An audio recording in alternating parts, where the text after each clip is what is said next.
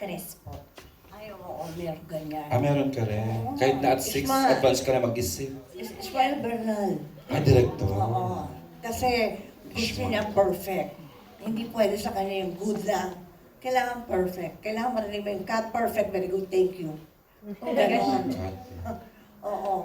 Ano bang pelikula ito? Galaw-gaw. Comedy pa? Ano, may lagnat ako eh. 40 yung lagnat ko, pero pumunta ako sa set, late ako ng 10 minutes.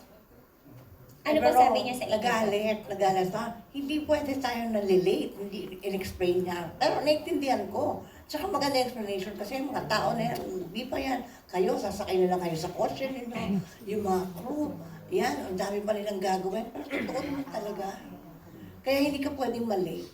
Ishmael Bernal pala ng Yes, lansa. bongga Mabuti po. nga hindi ako nabato ng magic flying chair. Correct. Ay, may gano'n nangyari. Oo. Oh my gosh. Pero hindi ako nabato. Ang iba na bato.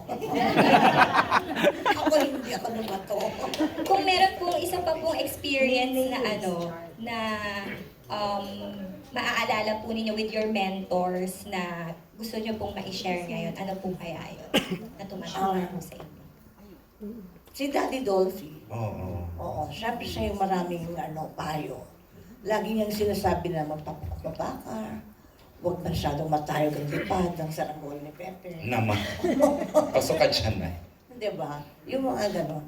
At saka kuminsan, kailangan ko daw maintindihan na kuminsan hindi tatayo yung tao kasi nahihiya. Sabi niya, ikaw na lang yung magparaya, anak. Sabi niya, dahil ang hirap ang pinapagawa mo, bruha. Sabi sa akin. Ito doon. Daddy. Cute. Bruha daw ako. Sabi niya, pero nung wala na siya, doon ko naintindihan lalo yung sinasabi niya. Madami akong ganon. Ayun po. Sa dami po ng mga projects na ginawa ninyo, ano po yung pinaka-memorable sa inyo na ni-reward nyo sa sarili nyo? Is it something na investment or mahilig po ba kayo sa collection ng bags or jewelry? Tapos na. Lapit ka dito, Pink, para makita mo yung sinasabi. Hindi na jewelry. Parang yung case ng cellphone mo, ganyan. Diamonds. Natapos na ako doon yung younger days ko, mahilig ka sa ganyan, di ba? Yung kotse, yung ganito, gusto mo. Nagbabago pala yung pag nagkakaedad ka. Ay, oo. O ayan, sinasabi ko na ha, huwag na paulit-ulit yung nagkakaedad kasi. Hindi naman namin biningap, ikaw lang. Ako pala. Correct, oo.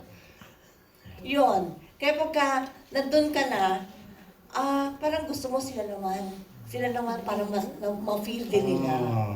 Gusto ko ma-feel nila yung sumasayaw sila sa stage. O kumakanta sila, di ba? Mentoring na nga siya stage. Mentoring Parang stage ka masaya na, sila. Nay. Nagme-mentor ka na talaga. Oo. Ikaw na yung nagme-mentor sa mga tao. Kaya nga eh. Ang dali na umiyak. Ang dali kausap. Nila. Oo. Ayun po. Ako ba last question ko, siguro sa inyo na lang po kinukuha or hinuhugot yung peace of mind na meron kayo ngayon kasi kanina nabanggit nyo pa nga po, tanggap nyo po nung bata pa lang kayo yung lahat po ng pinagdaanan ninyo.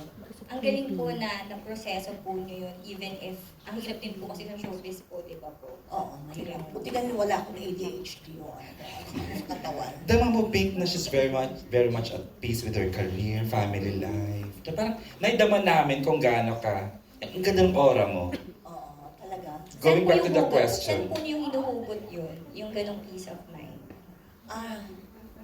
Kasi masaya ako sa kinalalagyan ko ngayon. Yung happy ako na, nandito pa ako. Ganyan, kailangan pa nila ako. Ganun. Kasi may series, may comedy show. Correct. Tapos may vlog pa na nakakaaliw. Yung vlog nyo nga, pang bongga. Very gentle. Oo, di ba? Ang galing. Congratulations pa rin. Thanks, Pink. Thanks. Kadalasan po na-intimidate sa inyo. Katulad po ako na-intimidate din.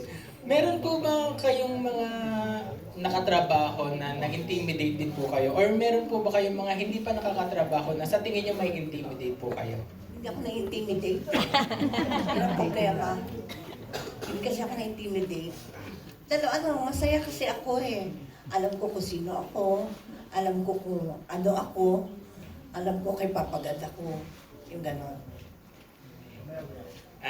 Sa apat naman po yung question ko. So far ba meron ng sa along the taping natin? Ay! And ayun po, gaano kayo ka-excited na masampal ni Miss Maricel? On a scale of 1 to 100. 1 to 10 po. Minsan po, ini-imagine na namin, siguro, ganito yun, no? Siguro, titilapon kaya tayo. Meron na po kami mga Ini-enact scenarios. Tsaka tinanong ko po si Giovanna sinampal, masakit, masakit. Hindi naman, sakto lang sis. Oo, ganyan-ganyan pa. Baka naman kasi makapal yung mukha ni Chef ang kaya siya nasaktan. Charot. Okay, anyone else would like to ask a question before we hear from you? And tumatawag ng production, you are needed in the set na daw. Okay lang po, okay lang po. Charot. Charot lang po, Ate Hazel. Maricel Soriano experience na nagaganap sa show ngayon. Siguro it would be incomparable.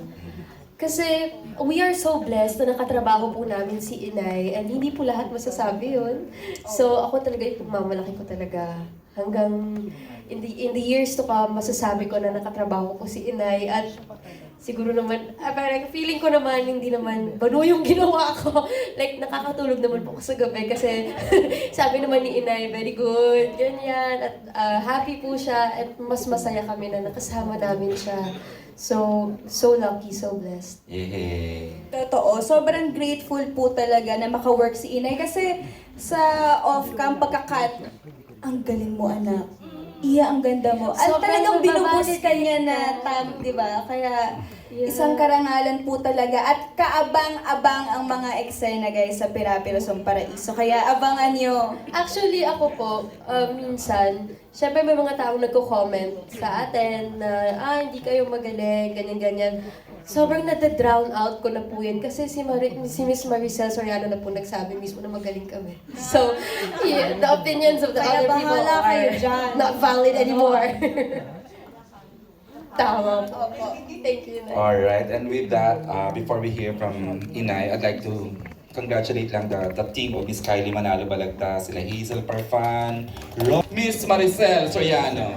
Ayun, maraming salamat ulit sa pagpunta ninyo ngayon. Dahil hindi daw ako lumabas sa TV, di ba? O sa ano pala? Plugs pa lang po. Vlogs lang ang dumating. Marami na doon iintay.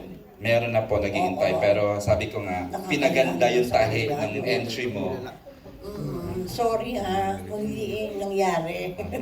Hindi ko po kasalanan yun. Pero wala naman sila. Opo. Oo. Kasi nag-shooting kasi. Dapat hati sa tatlo yung katawan ko eh. Grabe ano. She's at her busiest. Pero thank you pa rin sa pagpunta ninyo and thank you mga girls. Oh, di ba? Oh, now, ladies na kayo, ladies. Oo, ladies.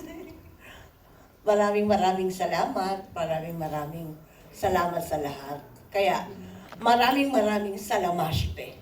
Oh. At syempre sa ating mga cameraman, audio man na nag-overtime.